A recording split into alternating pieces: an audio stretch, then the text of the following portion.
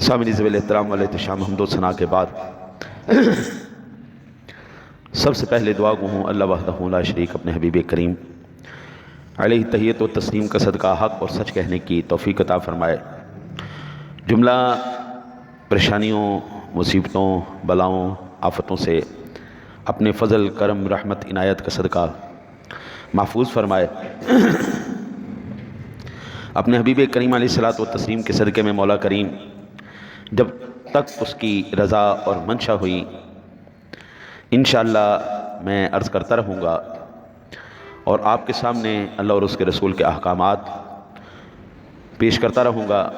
جب اس کے منشا اور حکم میں ہوا انشاءاللہ تعالی العزیز گفتگو کو ہم اختتام پذیر کریں گے۔ اللہ سے دعا ہے اللہ اپنے حبیب کریم علیہ الصلوۃ والتسلیم کا صدقہ حق اور سچ کہنے کی توفیق عطا فرمائے اور آپ کو مجھے سننے کے بعد اس پر عمل کی بھی توفیق نصیب فرمائے۔ میں نے اللہ کے پاک کلام قرآن پاک سے ایک آیہ مبارکہ تلاوت کرنے کا شرف حاصل کیا ہے۔ ارشاد باری تعالیٰ ہے سبحان الذی اسریٰ بعبدہ لیلا، پاک ہے وہ ذات جس نے سیر کروائی اپنے بندہ خاص کو، عبدہ بندہ خاص، لیلاً رات کے تھوڑے سے حصے میں، من المسجد الحرام الی المسجد الاقصی، مسجد حرام سے لے کے مسجد اقصی تھا۔ سبحان الذی، یہ لفظ کہہ کر باری تعالیٰ نے جو ابتدا فرمائی ہے کلام کی، سبحان مانے قادر و قدیر ذات، قدرت والی ذات، عجز سے پاک ذات۔ میں قبلہ آپ سے کہوں اڑ کے یہاں سے اوپر چلے جائیں، آپ جا سکتے ہیں؟ ہم عاجز بندے، مجھے آپ کہیں جی 6 فٹ لمبی چھلانگ لگاؤ، میں نہیں لگا سکتا جی۔ مجھے کہیں دونوں ٹانگیں کھڑی کر کے کھڑے ہو جاؤ، میں نہیں کر سکتا جی۔ ہاں جی، مجھے کہیں سر کے بل چل کے دکھاؤ، میں نہیں چل سکتا، میں عاجز ہوں جی۔ ہم نے اللہ کے پاک کلام کی جو ابتدا کی فرمایا سبحان، ابتدا ہی ایسے لفظ سے کی کہ پاک ہے وہ ذات۔ یہ بڑا مزہ آئے گا آپ کو انشاءاللہ۔ سبحان ایک تو تعجب کے وقت میں بولا جاتا ہے، جب کوئی بڑی حیران کن بات ہو جائے نا جی، اس وقت ہم کہتے ہیں سبحان اللہ، سبحان اللہ، بڑی تعجب کی بات ہو جائے گی۔ اور تیسری اس کی حکمت کیا ہے سبحان لفظ استعمال کرنے کی، تاکہ ذہن میں سے ساری خلیشیں، سارے اعتراضات، سارے سوال ختم ہو جائیں کہ سبحان پاک ہے وہ ذات ہر عیب سے، ہر نقص سے، ہر کمی سے، ہر کجی سے۔ دیکھو نا جی، ایک موٹی سی مثال میں آپ کو عرض کروں، آپ نے کبھی سنا ہے چوہا مال گاڑی کو کھینچ کے لے جا رہا ہے؟ نہیں سنا، میں نے بھی نہیں سنا۔ آپ نے کبھی سنا ہے انجن کی جگہ انہوں نے گائے بھینس لگا دی ہیں کہ چلو آپ گائے بھینسیں انجن کھینچا کریں؟ نہیں جناب۔ آپ نے کبھی سنا ہے کہ پیٹرول کی جگہ دیسی گھی ڈال کے موٹر سائیکلیں چلانے شروع کر دیں؟ نہیں سنا، یہ عجیب بات ہے، یہ ممکن نہیں ہے۔ لیکن آپ نے یہ لاکھوں مرتبہ، کروڑوں مرتبہ سنا ہے میرا رب روزانہ سورج کو غروب کرتا ہے، سورج کو طلوع کرتا ہے۔ میرا رب روزانہ وہ رات بھی کرتا ہے، دن بھی کرتا ہے۔ میرے رب کی قدرت، اس کے کرشمے، اس کی حکمتیں، اس کی شانیں وراء الورائیں، وہ جو چاہے کر دے۔ اللہ یہاں پر اپنی پاکی سے بات شروع کر کے یہ بتانا چاہ رہا ہے دنیا والوں، اللہ اس بات سے پاک ہے کہ کوئی جھوٹے کو نبی بنا کر بھیج دے۔ اب جو اگلی بات آنے والی تھی وہ ایسی بات تھی جو عقلوں کو دنگ کر دے، عقلوں کو حیران کر دے۔ اب دیکھیں نا جی، اب آگے جو بات آنے والی ہے میں عرض کروں، اسریٰ، سبحان الذی، پاک ہے وہ ذات، اسریٰ سیر کروائی جس نے، من المسجد الحرام الی المسجد الاقصی، یعنی پہلے تو مجھے پاک ماننا، اس کے بعد یہ بات سنے گا تو تیری عقل تسلیم کرے گی، ورنہ تیری عقل نے تسلیم۔ ابھی دیکھیں نا جی، میں یہاں سے کہوں کہ جناب آپ جتنے ساتھی یہاں تشریف فرما ہیں، 1 سیکنڈ کے اندر سعودیہ بھی چلے گئے، پھر سعودیہ سے امریکہ چلے گئے، پھر وہاں سے مصر چلے گئے، پھر شام عراق سے ہوتے ہوئے جناب 2 منٹ کے اندر آپ واپس بھی آ گئے۔ عقل تسلیم کرتی ہے، لیکن میرا رب کہتا ہے یہ میری قدرت ہے، میں چاہوں تو کروا سکتا ہوں۔ پاک ہے وہ ذات الذی، جس نے اسرا سیر کروائی بعبدہ، اپنے بندے خاص کو۔ بندے تو ہزاروں ہیں جی، بندے تو ہزاروں ہیں، اور ہر ایک بندہ اس بات کو بڑے فخر سے کہتا ہے میں اللہ کا بندہ ہوں۔ اور مزے کی بات یہاں پر جو لفظ اسرا ہے اور یہ جو دعویٰ ہے، یہ دعویٰ کس کا ہے؟ یہ دعویٰ ہے اللہ کا، یہ دعویٰ ہے اللہ کا۔ بھئی اللہ نے کروائی ہے، سبحان اللہ جی، اللہ نے کروائی۔ بعض ساتھی اعتراض کرتے ہیں کہ یہ معراج جو ہے یہ جسمانی معراج نہیں تھی، یہ روحانی معراج تھی۔ حضور کو کتنی معراجیں ہوئی ہیں؟ میں نے غالباً پچھلے سال بھی عرض کیا تھا، شاید پھر سماعت فرما۔ حضور کو 36 معراجیں ہوئی ہیں۔ کتنی معراجیں ہوئیں؟ 36 معراجیں۔ کتنی معراجیں ہوئیں؟ ان میں سے 35 روحانی معراجیں تھیں، 1 جسمانی معراج تھی۔ قرآن میں جس بات کا ذکر ہو رہا ہے یہ جسمانی معراج ہے، کیونکہ دعویٰ حضور نے نہیں کیا کہ میں معراج پہ گیا، بلکہ یہ اللہ کا دعویٰ ہے میں اپنے حبیب کو لے کے گیا ہوں۔ معجزہ ہے نا جی، معجزہ۔ معجزہ کسے کہتے ہیں؟ علماء کرام فرماتے ہیں، شرح عقائد نسویہ کے اندر یہ بات موجود ہے کہ نبی کے دعوے نبوت میں سچے ہونے کی ایک دلیل یہ بھی ہوا کرتی ہے کہ وہ اپنی سچائی کا اعلانیہ دعویٰ فرما کر ایسا کام ظاہر کرنے کا ذمہ لیتا ہے جو عام طور پر ممکن نہیں ہوتا، اور وہ دعویٰ دیتا ہے انکار کرنے والوں کو کہ اگر ان کا دعویٰ سچا ہے کہ یہ انکار کر رہے ہیں نبوت کا، تو پھر وہ یہ کام کر کے دکھائیں جو نبی کر کے دکھاتا ہے۔ ٹھیک ہے جی، وہ یہ کام کرنے سے عاجز رہتے ہیں جس کی وجہ سے اس کو معجزہ کہا جاتا ہے۔ ٹھیک ہے جی، آپ نے یہ بات یہاں تک تو کئی مرتبہ سنی ہو، لیکن اب جو بات سنیں گے وہ شاید پہلی مرتبہ اس فقیر سے سنیں گے۔ معجزے کی کتنی قسمیں ہیں؟ معجزے کی دیکھو نا جی، میرے پاس آئے ہو تو کچھ نہ کچھ تو لے کے جاؤ نا، علمی بات اپنے دامنوں میں سمیٹ کے جاؤ۔ معجزے کی 3 قسمیں ہیں۔ کتنی قسمیں ہیں؟ ایک ہوتا ہے لازمی معجزہ۔ کون سا معجزہ؟ لازمی معجزہ، جو ہر وقت، ہر لمحے، ہر گھڑی ساتھ ہی رہے۔ کوئی ایک معجزہ بتاؤ ایسا کہ ذہن میں ہے آپ لوگوں کو، نہیں تو اب میں بتاؤں گا، اس کو پھر ذہن میں رکھنا ہے آپ نے۔ تیرے میرے سونے نبی کا ایک معجزہ کیا تھا کہ حضور کے جسم انور سے 24 گھنٹے خوشبو آتی تھی۔ جن گلیوں سے، جن راہوں سے، جن بستروں پر، جہاں جہاں کہیں بھی کملی والے کا گزر ہوتا تھا وہی جگہ خوشبودار ہو جایا کرتی تھی۔ میرے امام فرماتے ہیں ان کی مہک نے دل کے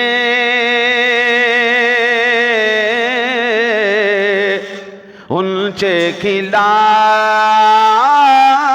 دیے ہیں، جس راہ چل دیے ہیں کچھ بسا دیے ہیں۔ میرے نبی جن گلیوں سے گزرے، میرے نبی نے وہ گلیاں بھی معطر فرما دی۔ میرے نبی جن راستوں سے گزرے، اللہ نے ان راستوں کو بھی معطر فرما دیا۔ حضور کا خون، نسل پاک، جہاں جہاں تک میرے نبی کا خون مبارک پہنچا ہے، اس ذات کا فیضان پہنچا ہے، اللہ نے اس مقام اور جگہ کو خوشبودار کر دیا ہے۔ ایک معجزہ ہو گیا یہ۔ دوسرا ہے جی عاجزی، عارضی اور اختیاری معجزہ۔ جیسے عصا کا اژدہا بن جانا سوٹے کا. یہ سوٹا ہے نہیں. اللہ کا نبی کیا کرتا ہے؟ ایسے پھینکتا ہے اور یہ سوٹا کیا ہو جاتا ہے؟ بڑا اژدہا سانپ بن جاتا ہے. اور جب ہاتھ میں پکڑتا ہے دوبارہ ڈنڈے کا ڈنڈا پھینکے سانپ بن جائے, اٹھائے دوبارہ ڈنڈا ہو جائے, عصا ہو جائے. اب موزے کی کتنی قسمیں ہو گئی؟ 2 قسمیں. ایک پہلی قسم کون سی ہے؟ یاد کرو نا, لازمی معجزہ. پہلی قسم کون سی ہے؟ لازمی معجزات. دوسری قسم کون سی ہے؟ عارضی اور اختیاری. عارضی اور اختیاری. پہلے لازمی معجزات, دوسری عارضی اور اختیاری. تیسرا معجزہ کون سا ہے جی؟ تیسری قسم ہے جی عارضی غیر اختیاری. عارضی اور غیر اختیاری. جیسے مثال کے طور پر آیات قرآنیہ کا نازل ہونا. قرآن پاک کا نزول ایک عرضی وقت تک کے لیے تھا, جب تک حضور کملی والے کریم آقا جی علیہ الصلوۃ والسلام جلوہ گر تھے. ہاں جی, حضور تو آج بھی ہیں لیکن آپ کے ظاہری وصال تک. اور اللہ کی مرضی تھی جب چاہے نازل فرما دے. اللہ کا حکم جب تک, کسی کے چاہنے سے آیات نہیں نازل ہوتی, لیکن اللہ جب چاہتا تھا نازل فرما دیتا تھا. یہ بات مرآت المناجی کی جلد نمبر 8 صفحہ نمبر 53 پر قبلہ مفتی صاحب نے لکھی. معجزے کے ذریعے سچے اور جھوٹے نبی میں فرق ہوتا ہے. معجزے کے ذریعے سچے اور جھوٹے نبی میں فرق ہوتا ہے. اس لیے کوئی جھوٹا نبوت کا دعویٰ کر کے معجزہ نہیں دکھا سکتا. المعتقد المنتقد صفحہ نمبر 100. میرے آقا نبی اکرم صلی اللہ علیہ وسلم کی ذات گرامی کو رب کائنات نے تمام انبیاء کرام علیہ السلام سے بڑھ کر معجزات عطا فرمائے. اور حضور سرور دو عالم صلی اللہ علیہ وسلم کی ذات گرامی کے معجزات کی 2 قسمیں ہیں. نبی اکرم صلی اللہ علیہ وسلم کے معجزات کی کتنی قسمیں؟ 2 قسمیں. پہلی قسم جو ہے وہ ہے ذات مبارکہ سے متعلق. میرے آقا نبی اکرم صلی اللہ علیہ وسلم کی ذات کا ظاہر و باطن سراپا ہی معجزہ تھا. میرے سونے نبی کا ظاہر ہو باطن ہو وہ سراپا ہی معجزہ. جیسے میرے آقا نبی اکرم صلی اللہ علیہ وسلم کا منہ مبارک, بال مبارک. حضرت خالد بن ولید رضی اللہ تعالیٰ عنہ وہ کہتے ہیں کہ میں نے ٹوپی کے اندر حضور کے چند منہ مبارک وہ ڈال کے رکھے ہوئے تھے. جنگ میں بندے خود پہنتے ہیں, لوہے کی ٹوپیاں پہنتے ہیں, لیکن آپ کہتے ہیں میں سر پر وہ کپڑے کی ٹوپی پہنتا تھا جس میں حضور کے منہ مبارک ہوتے تھے. اور وہ ٹوپی پہن کر جس بھی جنگ میں گیا ہوں اللہ نے مجھے فتح نصیب فرمائی. بھئی میرے نبی کا وہ منہ مبارک ہے. پھر میرے آقا نبی اکرم صلی اللہ علیہ وسلم کی ذات گرامی, یہ عمدۃ القاری کی 2 جلد ہے صفحہ نمبر 484 اور تحت الحدیث ہے 170. میرے آقا نبی اکرم صلی اللہ علیہ وسلم کی ذات گرامی کا ایک اور معجزہ ہے لعاب دہن. یہ حضور کا معجزہ ہے. لعاب بھی میرے نبی کا معجزہ ہے. تیرا میرا تھوک جو ہے وہ سراپا بیماری ہے, سراپا بیماری ہے. میں ایک مثال عرض کرتا ہوں. آپ اگر گھر میں بہترین گوشت کا سالن بنائیں اور ہانڈی میں تھوک دیں تو آپ کی سکی بیوی کھائے گی, سکی اولاد کھائے گی؟ کہے گا با تیرا دماغ خراب ہو گیا, اچھی بھلی ہانڈی تھی برباد کر کے رکھ دیا تھا, تھوکنے کی کیا ضرورت تھی. آج کل قوم جو ہے نا جی وہ بڑے بڑے ڈرامے کرتی. وہ ایک ہوٹل والا پکڑا گیا, وہ ہر روٹی کے اوپر تھوک کے تندور میں لگاتا تھا. وہ کسی نے ویڈیو بنا کے وائرل کر دی. وہ کھانا خراب کے بچے یہ کیا کر رہا ہے, تو ہمیں پیسوں کے ساتھ بیماریاں دے رہا ہے. یعنی اس کو جیل میں پھینکا گیا. یہ تیرا میرا تھوک ہے. لیکن قربان جائیں کملی والے تیری شان پر. حضرت جابر رضی اللہ تعالیٰ عنہ دعوت کی, حضور نبی اکرم صلی اللہ علیہ وسلم نے اپنا لعاب دہن ہانڈی میں ڈالا اور آٹے میں ڈالا, 1400 صحابہ کرام کھا گئے. حضرت علی المرتضیٰ کا تو واقعہ سب نے سنا ہوگا نا کہ آپ کی آنکھیں خراب تھی، حضور نے ان کی آنکھوں میں اپنا لعاب دہن ڈالا، اللہ وحدہ لا شریک نے ان کو آنکھیں ان کی صحیح فرما دیں. اور یہ بخاری شریف کے اندر موجود ہے جناب، 2942 نمبر حدیث پاک کے اندر. ہاں جی، یہ کوئی معمولی بات نہیں، یہ تیرا میرا لعاب نہیں، یہ حضور کا معجزہ ہے نا جی. اور پھر میرے آقا نبی اکرم صلی اللہ علیہ وسلم کا ایک اور معجزہ ہے، اور وہ بھی بخاری شریف کے اندر ہی موجود ہے کہ میرے کریم آقا جی علیہ الصلوۃ والسلام کے ہاتھ مبارک سے پانی کے چشمے جاری ہو گئے. کوئی دوسرا کر کے دکھائے. یہ تو میں نے اشارتاً عرض کیا تھا کہ بات جو ہے آگے پیچھے نکل نہ جائے، مضمون جو ہے وہ رہ نہ جائے، اس لیے میں نے یہ چند آپ کو عرض کی ہیں کہ تیرے میرے سونے نبی کا سر سے لے کے پیروں تک تمام کا تمام وجود ہی اللہ کا معجزہ. میرے آقا نبی اکرم صلی اللہ علیہ وسلم کا جاگنا بھی معجزہ، سونا بھی معجزہ، میرے نبی کا بولنا بھی معجزہ، میرے نبی کا معراج پہ جانا بھی معجزہ، میرے نبی کا معراج سے واپس آنا بھی معجزہ، میرے نبی کا لعاب دہن بھی معجزہ، میرے نبی جہاں پر چلیں وہ چلنا بھی معجزہ. حضور کا چلنا بھی قرآن ذکر کرتا ہے نا کہ محبوب لا اقسم بہذا البلد وانت حل بہذا البلد. اس لیے رب کریم نے فرمایا سبحان الذی اسری بعبدہ لیلا من المسجد الحرام الی المسجد الاقصی. فرمایا پاک ہے وہ ذات جس نے سیر کروائی اپنے بندہ خاص کو. بندے تو ہزاروں ہیں، لاکھوں اربوں ہیں، لیکن میرے نبی جیسا بندہ کوئی نہیں. پوری انسانیت کے اندر اگر کسی کو اعزاز کے ساتھ خصوصی طور پر رب کریم نے اپنا بندہ کہا ہے وہ تیرا میرا سونا نبی. اس لیے کیا خوب کسی نے کہا تھا، بلکہ امام اہل سنت فرماتے ہیں نماز اقصا میں تھا یہی سر آیا ہو، یعنی اولو آخر کہ دست بستہ ہے پیچھے حاضر، جو سلطنت آگے کر گئے تھے. میرے رب کریم نے فرمایا اسرا بعبدہ لیلا من المسجد الحرام، مسجد حرام سے مسجد اقصی الی المسجد الاقصی الذی بارکنا حولہ، وہ جگہ جس کے گرد گرد اردا گرد ہم نے برکت پھیلا دی ہے. الذی بارکنا حولہ لنریہ من آیاتنا، تاکہ وہ ہماری نشانیاں دیکھیں. انہ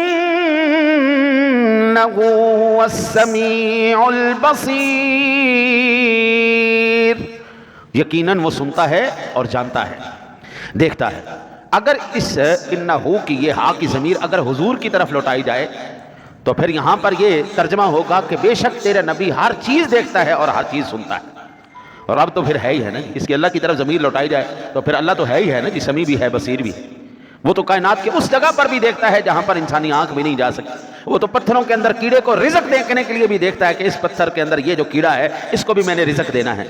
وہ تو سمندروں کے اندر جو مخلوق جہاں پر انسانی جو ہے مشینیں بھی نہیں پہنچتی وہاں پر رہنے والی مخلوق کو بھی رزق عطا فرما رہا ہے، وہ تو جانتے ہی ہے نا جی. اب یہاں پر مفسرین اکرام فرماتے ہیں اب یہ جو الذی بارکنا حولہ، ذہن سے بات نکل نہ جائے، یہ کیا تھا؟ کہتے ہیں کہ مسجد اقصی کے گرد یہ جو الذی بارکنا حولہ، اس کے ارد گرد ہم نے برکت رکھ دی ہے، برکت پھیلا دی ہے. وہ برکت کیا ہے؟ مسجد اقصی کے گرد 70,000 انبیاء کرام علیہ السلام کے مزارات ہیں. یعنی نبی کا وجود بھی جہاں پر ہو اللہ تعالیٰ اس جگہ کو بھی بابرکت فرما دیتا ہے.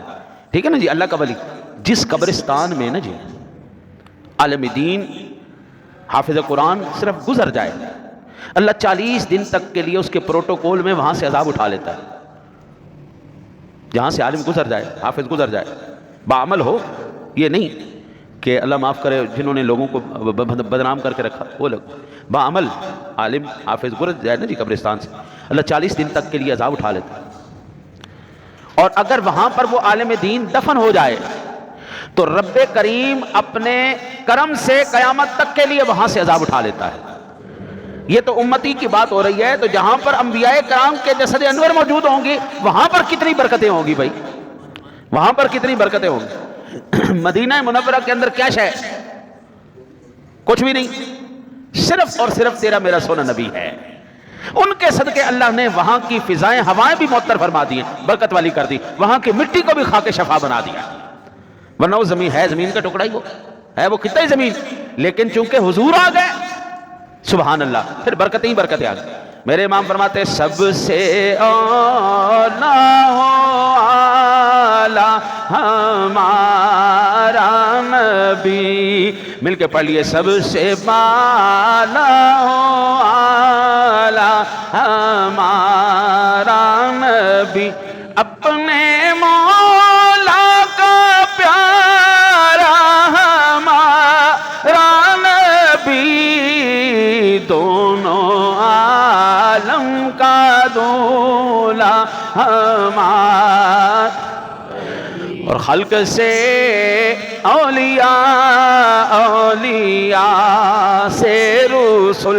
یہ فضیلت کے درجے بیان ہو رہے ہیں کہ سب سے پہلے عام مخلوق سے افضل کون ہے؟ خلق سے اولیاء، اولیاء سے رسول، خلق سے اولیاء، اولیاء سے رسول، اور رسولوں سے اعلیٰ ہمارا نبی، اور رسولوں سے اعلیٰ ہمارا.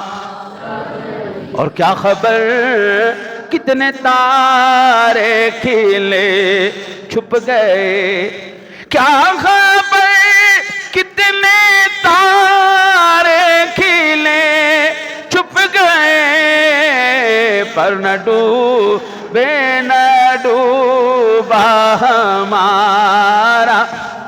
ہر نبی کا ذکر ملتا ہے، تقریباً 26 کے قریب انبیاء کرام علیہ السلام کے حالات زندگی ملتے ہیں، لیکن 1,24,000 کم و بیش انبیاء کا ذکر کہیں نہیں ملتا. آپ تفسیروں کو بھی اٹھا کے دیکھیں، آپ حدیثوں کو بھی اٹھا کے دیکھیں، اگر کوئی بندہ یہ کہے کہ میں نے اس نبی کا شب و روز ہر ایک ایک لمحہ میں نے تلاش کر لیا ہے، وہ بالکل غلط بیانی کر رہا ہے.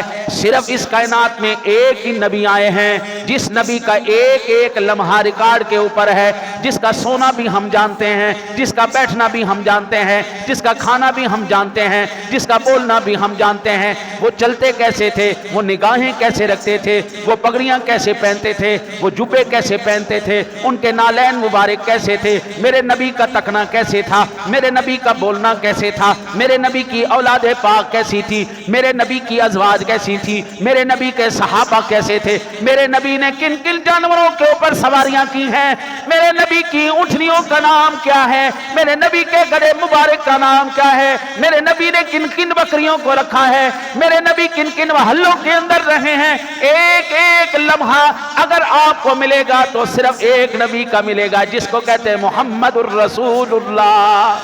ہاں کیا خبر کتنے تارے کھلے چھپ گئے، کیا خبر کتنے تارے کھلے چھپ گئے، پر نہ ڈوبے نہ ڈوبا ہمارا. آپ کتابیں ساری مٹا دیں، ساری دنیا کے اندر سے جتنے بھی سیرت نگاروں نے سیرت لکھی ہے تمام کو مٹا دیں. رب کعبہ کی قسم ہے، جس طرح اللہ کا پاک قرآن دوبارہ لکھ لیا جائے گا، میرے نبی کا فرمان بھی دوبارہ لکھ لیا جائے گا. قرآن کی طرح لوگ حدیث پاک کو بھی حفظ کرتے ہیں. بخاری شریف کے حافظ، مسلم شریف کے حافظ، سیاستہ کے حافظ، 6-6 لاکھ حدیثیں، 8-8 لاکھ حدیثیں، 10-10 لاکھ حدیثیں بما متن لوگوں نے یاد کی. آپ ہر چیز کو مٹا دیں دوبارہ نہیں آ سکتی، لیکن آ سکتا ہے تو میرے نبی کا ہر قول فرمان واپس آئے. کیونکہ بھائی یہ ذمہ داری اللہ نے لوگوں کے ذمہ نہیں نہ دی. واللہ یعصمک من الناس، حفاظت کرنے والا اللہ ہے. بھائی قرآن کو نازل بھی اللہ نے کیا، فرمایا انا نحن نزلنا الذکر وانا له لحافظون. یہ قرآن بھی اللہ نے نازل کیا، اس کی حفاظت بھی اللہ فرمائے گا. رب کریم نے محبوب کے بارے میں فرمایا واللہ یعصمک من الناس، محبوب اس کائنات ارضی کے اندر کسی کی جرت نہیں تجھے کوئی نقصان پہنچا جائے، کیونکہ تیری حفاظت کا ذمہ ہم نے اٹھا لیا ہے۔ اللہ جس کی حفاظت کا ذمہ لے لے، کائنات میں بتاؤ کون ہے جو اس کو نقصان پہنچا سکے۔ میرے نبی کا دیکھنا بھی معجزہ، اب یہ معجزے کی بات چل رہی ہے نا، تو میرے آقا نبی اکرم صلی اللہ علیہ وسلم کا ایک فرمان عالی شان سماعت فرما لیں، اور یہ صحیح مسلم شریف کے اندر موجود ہے۔ آقا کریم علیہ السلام فرماتے ہیں وفی روایت حداب مررت علی موسیٰ لیلۃ الاسری بی عند الکتیب الاحمر وہو قائم یصلی فی قبرہ، میرے آقا نبی اکرم صلی اللہ علیہ وسلم کی ذات گرامی فرماتے ہیں جس وقت میں مسجد حرام سے مسجد اقصیٰ کی طرف چلا، میری سواری چلی۔ آج کل نوجوان نسل ہے نا جی، تو وہ سائنس کے ساتھ اسلام کو جوڑ کے دیکھتی ہے۔ میں اشارتاً عرض کر دیتا ہوں، اسلام سائنس کا محتاج نہیں ہے، سائنس اسلام کی محتاج ہے۔ آج جو ہے نا جی سب سے بڑی ریس جو ہے، سب سے بڑی ریس وہ کیا ہے؟ وہ تیز رفتاری کی ریس ہے کہ ہم رفتار حاصل کریں۔ اس وقت سب سے زیادہ جو ریس ہے نا جی، لوگوں نے پہلے کار بنائی، پھر اس سے جناب تیز ٹرین بنا لی، پھر اس سے زیادہ تیز ہوائی جہاز بنا لیا، پھر اس سے زیادہ جو تیز انہوں نے راکٹ بنا لیے، پھر اسٹیلتھ ٹیکنالوجی کے حامل جو یہ آواز کی رفتار کو بھی جو ہے پیچھے چھوڑ جائیں، ایسے انہوں نے ہوائی جہاز بنا لیے۔ اب وہ کہتے ہیں ہم اس سے بھی زیادہ تیز جا رہے ہیں، لیکن خدا کی قسم قیامت تک زور لگاتے رہو، میرے نبی سے تیز نہیں جا سکتے۔ لگا لو زور، کیونکہ حضور فرماتے ہیں مجھے جب پیش کی گئی سواری، اس سواری کو براق کہتے ہیں۔ براق جمع ہے برقن کی، کہتے ہیں بجلی، براق بجلیوں کا کٹ، بھائی سواری دے اللہ۔ دیکھو نا جی طارق صاحب تشریف فرمائیں، افضال صاحب تشریف فرمائیں، یہ ساتھی جب مجھے بلائیں گے اپنی گاڑی بھیجیں گے، پھر جن کی ان کی حیثیت ہے یہ اس کے مطابق اپنی گاڑی بھیجیں گے۔ جب اللہ نے گاڑی بھیجی اپنے محبوب کے لیے تو پھر اللہ نے اپنی شان کے مطابق بھیجی ہے نا۔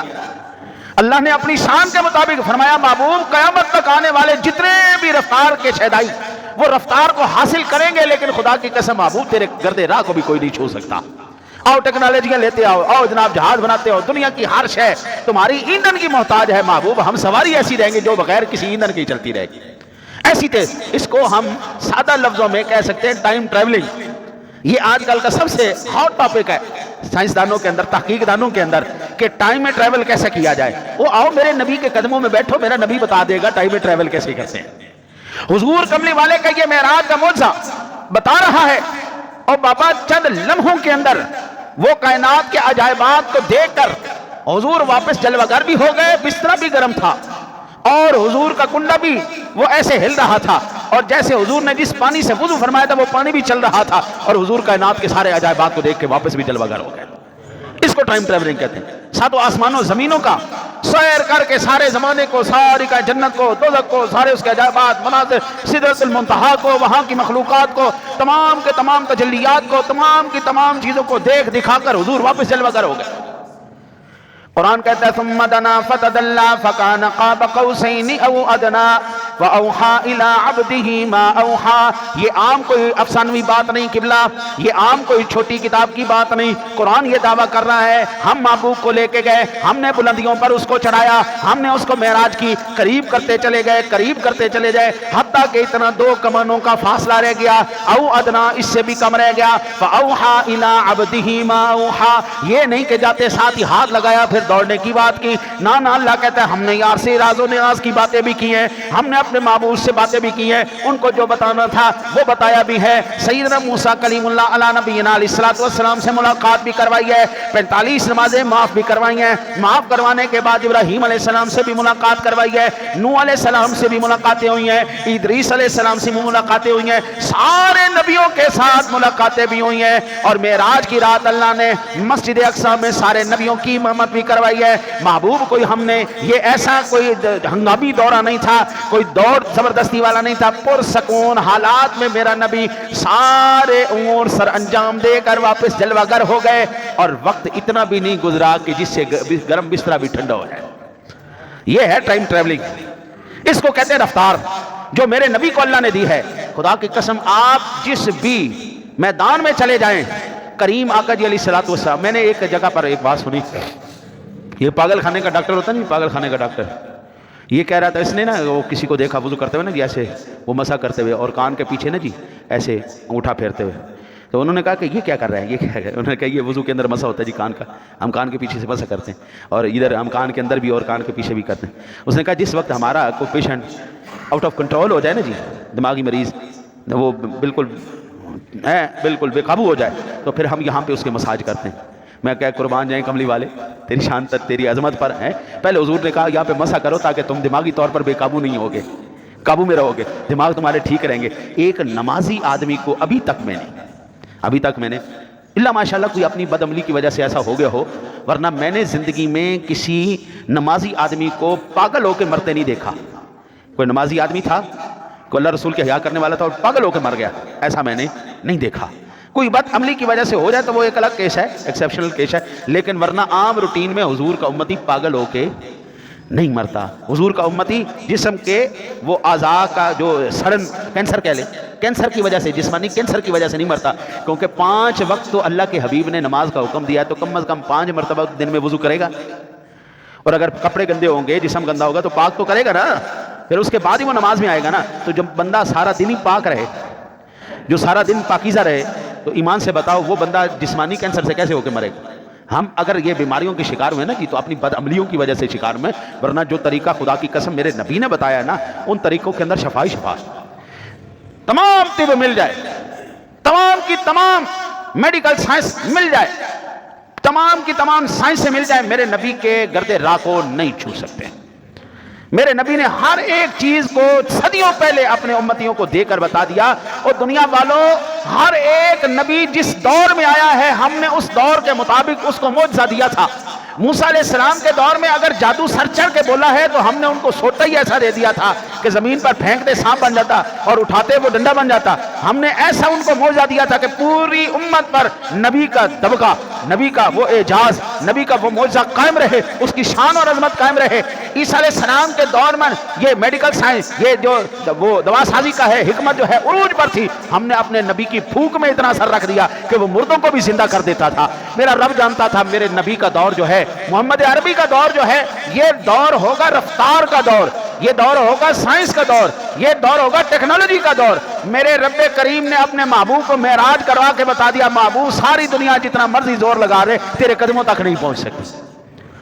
میں نے پڑھا نا جی، یہ جب یہ جتنے بھی اس وقت سائنسدان ہیں، بڑے بڑے نام آپ لیتے ہیں، یہ تمام کے تمام یہ بات لکھنے پر مجبور ہیں کہ ہم نے جتنی بھی ترقی کی راہیں ہم نے سیکھی ہیں، وہ تمام کے تمام عربک اسکول آف تھاٹ سے ہم نے سیکھی ہیں۔ یہ کیمروں کے موجد، یہ گاڑیوں کے موجد، یہ سارے مسلمان رہے ہیں۔ یہ جتنے بھی ماہر فلکیات، ماہر ارضیات جتنے بھی تھے وہ سارے مسلمان سائنسدان تھے۔ اب ہمیں فلم اور ڈراموں نے مار کے رکھ دیا، اب ہم صرف لڑکی سے بات کر کے ہے اتنے ہی مر جانے، اتنے مک جانے، ساڑی اتنے ہی ٹھوس ہو جائے۔ ہم تو کالج کی چھٹی کے ٹائم وہاں پہ کھڑے ہو کر اپنے آپ کو بڑا جناب متبرک سمجھ رہے ہیں، واہ واہ واہ ہم نے لڑکیاں دیکھ لی تو کمال ہو گیا۔ نوجوانوں کی جوانی پلیت ہو گئی، ہمارے فون پلیت، یہ میرا فون ابھی یہاں پہ ہے، آپ اس کو ایسے کریں گے کھل جائے گا، کوئی راز کی بات نہیں ہے، میں نے کوئی شے ایسی رکھی نہیں کہ میرا کوئی ساتھی دیکھ لے ہمارے شرمندگی کے سامنے۔ ہم نے تو لاک لگائے ہوتے ہیں، فیس بک پہ بھی لاک ہے، واٹس ایپ پہ بھی لاک ہے، پھر اس کی چیٹ پہ بھی لاک ہے، پھر فون کے اوپر بھی لاک ہے، ہر ایپ کے اوپر لاک لگائے، یعنی کوئی نہ کوئی تو گڑبڑ ہے بیچ میں۔ اور یہ گندی سوچ نکالو یار بیچ میں سے، اور پاکیزہ سوچ کو آنے دو یار، پڑھنا سیکھو یار، علم سیکھو یار۔ اسلام کیا آپ کو پڑھنے سے منع کرتا ہے؟ میں یہ سمجھتا ہوں کہ اگر غیرت ہو ایمان والے کے اندر، مسلمان کے اندر، تو ایک غیرت والا مسلمان بر صغیر کا نقشہ بدل کے بتا دیتا ہے۔ ایمان والا اگر سچے ایمان کا مظاہرہ کرے تو ہم اس طرح بھی اس کو اجر دیا کرتے ہیں۔ اب ایمان سے بتانا، یہ چند دن پہلے، ایک ہفتہ 10 دن کی بات ہے، وہ لڑکی جس کو ہندوؤں نے تنگ کیا، اس نے نعرہ تکبیر بلند کیا، اس کی ایک اللہ اکبر کی گونج پوری دنیا میں سنائی دی ہے یا نہیں دی؟ ہاں جی، پوری دنیا میں سنائی دی ہے کہ نہیں؟ مولانا ہاشمی میاں سے یہ سوال کیا گیا، ہندو وکیل نے سوال، لڑکی عورت تھی، اس نے کہا کہ بھئی جہاں پر پورے قرآن میں ہم نے کھول کے دیکھا ہے، ہمیں کہیں نہیں ملا کہ عورت اپنا منہ چھپا کے جائے، تو آپ اس کو چھپانے کے لیے کیوں مجبور کرتے ہیں؟ ہاں جی، تو ہاشمی میاں نے بڑا خوبصورت جواب دیا، فرمایا کہ بھائی حالات اور واقعات کا یہ تقاضا ہوتا ہے جس میں کوئی کسی جو ہے نا وہ تعصب کی جگہ نہیں ہوتی۔ آپ جو عیسائی لوگ ہیں، آپ اپنی عورت کو ایک خاص نن کہتے ہیں، نن، یہ جو چرچوں کے اندر رہتی ہے نن کہتے ہیں، تو جتنی بھی ننیں ہوتی ہیں ان کا سارا لباس حجاب والا ہوتا ہے یا نہیں ہوتا؟ آپ نے کبھی دیکھی ہو، اگر جو ساتھی باہر اندر جاتے آتے ہیں انہوں نے دیکھا ہو تو نن کا ایک خاص لباس ہوتا ہے، وہ اس بات کا نشانی ہوتی ہے کہ یہ عورت اپنے آپ کو پاکیزہ کر چکی ہے، مقدس عورت ہے ہمارے لیے۔